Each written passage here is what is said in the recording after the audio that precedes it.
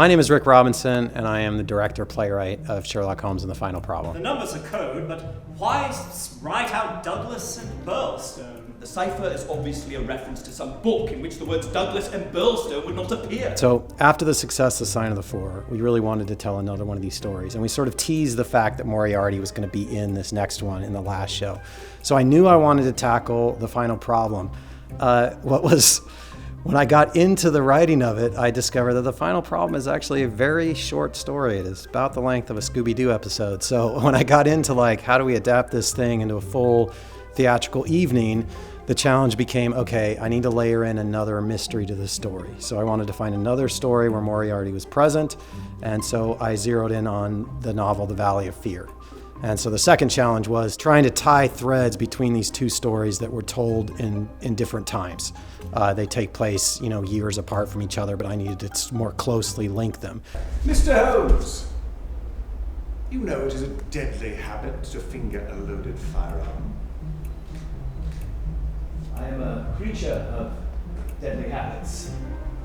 Indeed you are. So in designing a show like this, and I feel like it's in the same vein as the 39 Steps and the Sign of the Four that we did here a few years ago, there are other shows like this where a small cast is meant to inhabit a ton of characters. And I feel like some of the rules of engagement for a show like this is, one, it's got to be agile in that you can't wait a long time to move on to the next location. It has to go everywhere to tell this sort of theatrical epic adventure. You have to move locations. The audience can't feel like, oh, we're stuck here, because that's where the set is. And the other thing is we have to tip our hats to the fact that 5 actors are playing these characters. So we're going to make some jokes about the fact that Tony and Mia and Dan are inhabiting all these different people around Sherlock Holmes and Dr. Watson, and doing so in sort of a fun way. So I think those are some of the rules. So the mystery has to remain true. So I think the thing has to be thrilling and exciting, while at the same time play with the theatrical contrivances that are necessary to tell a story like this and have fun with it. So the audience is entertained, they're laughing, and then when it's time to really be involved in the thrilling mystery aspect of the piece, they're there with us there as well.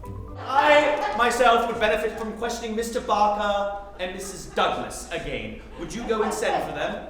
Now? Both at once, then? Yes. No. Hurry, please. So I really have a spectacular cast for this piece. It wouldn't be what it is without the people who are in it. Casting is always difficult, and this show was cast before it was written. So I got to create the show around the people that I had chosen. I mean, some of the actors were aware that I was giving them sides to a show that didn't exist. Others probably weren't. But once they were cast, then I go, okay, great. I have a Moriarty who is a big physical presence, and I can use that in the other roles that this character has to play. So all of these things, I could really tie these people around the actors that I had cast. And I cast people based on most all of them I'd worked with before, but I like to cast actors who are courageous, that come with their own ideas, that bring strong choices, that challenge me in the room. I think that cast really fits this bill. Sometimes, in any collaborative process, we're going to disagree, but I don't think you're going to create any strong art until everyone feels like their voice can be heard. And I like to be the kind of director who I really don't care where the good idea comes from. The best idea wins, and that's what we put on the stage. So the cast, my assistant director, Maddie Moeller, everyone had a voice in the room in terms of what's the best for the show. I wanted everyone to be free to say, I think that this moment should play this way. Can we try it out? So it was, as much as we could in 3 weeks, an exploration of how to make all of these moments as perfect as they possibly could be. And I'm proud of where we ended up, but it's unique because my cast is unique. The show would not be what it is without the 5 human beings who bring it to life. Yes, the work is important. And yes, you are the world's greatest criminologist, and I'd as soon watch the Louvre burn as see you killed. But more than that, you are my friend. And I will not leave you to do this alone. So I really wanted to bring back as many of the designers that I'd had previously on Sign of the Four as I could. This is also my set designer and light designer were the team that worked with me on Baskerville, that brought Sign of the Four to life. I really wanted to bring as many people back, because I think each time we do this exercise where we're telling one of these epic theatrical adventures where the set sort of transforms as the show goes on. We get better as a team in creating it. This whole collaborative team, I really feel like is a dream team for the cabaret. They're all experts in what they do. We all know that we want to not just present you with a set that looks good when you walk into the theater, but has all of these like tricks up its sleeve. Like, we're gonna show you a little bit of something new is gonna pop out in this scene, parts of the sets are gonna disappear. My lights and my projection designer, Michael Stanfill, we're gonna make you feel like you've gone to the woods when my set feels like 221B Baker Street at the beginning of the show. We got a waterfall location, and it all needs to be agile. Like, I don't want to stop and do a bunch of work on the stage. The whole thing needs to move. I think in stories like these, there needs to be an inertia to the piece. So everything has to sort of just pop out, come out quickly. Actors pop some stools down. The settee becomes a carriage. My soundscape, designed by Kimberly Carbone, she's just done a lovely job of, like, when we're in a carriage, we feel like we're in a carriage.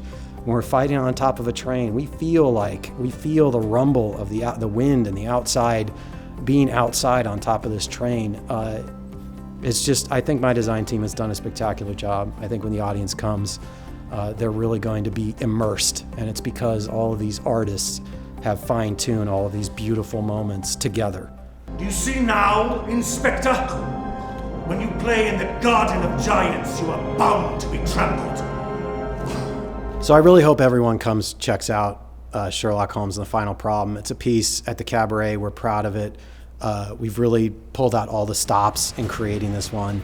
We wouldn't tell a story past Sign of the Four if we didn't think it could be bigger and more incredible and more theatrically exciting than the last one.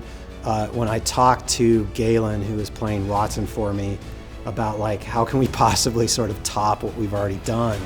And is it worth doing if we can't top it? Well, we really feel like we have some surprises in this show that are beyond what anybody's seen in shows like this, beyond what they've seen at the cabaret. And I really just can't wait to share it with you all.